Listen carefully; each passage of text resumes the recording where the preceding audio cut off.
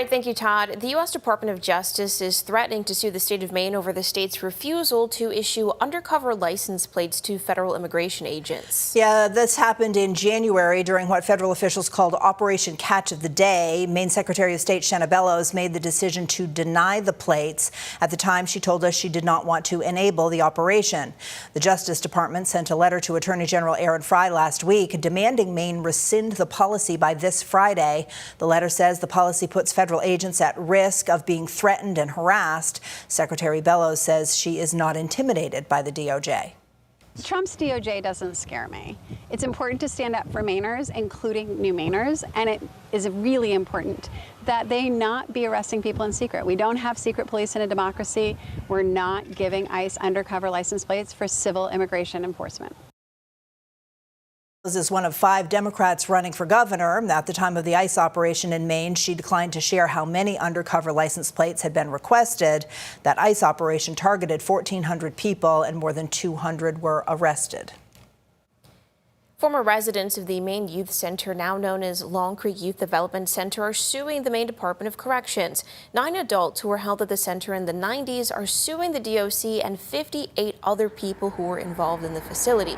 Court documents include details of alleged abuse, specifically how plaintiffs were beaten, assaulted, and locked in isolation for months. The attorney leading this case, Tom Hallett, says the plaintiffs are now in their 40s, but their time at the youth center was traumatizing. We put details in it because we wanted to make sure that the courts understood the severity of the conduct that was involved here. This wasn't just a couple of rogue guards. This was a policy. This was the Maine Youth Center custom. Hallett says it will take a long time to serve the nearly 60 defendants in the case. He expects to go before a judge for the first time within the next 6 months, but he has no estimated timeline beyond that. The DOC says it cannot comment on pending litigation. The city of South Portland is considering whether to renew its contract for flock cameras. The department uses automated license plate recognition cameras, or flock cameras, in high traffic areas around the city and on police cruisers.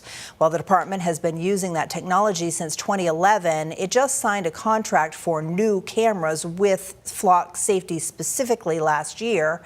Last night, the city council held a public meeting about the contract to get input from residents. Many people say the data collected from the cameras could be abused, while the police chief says they bring more security to the community.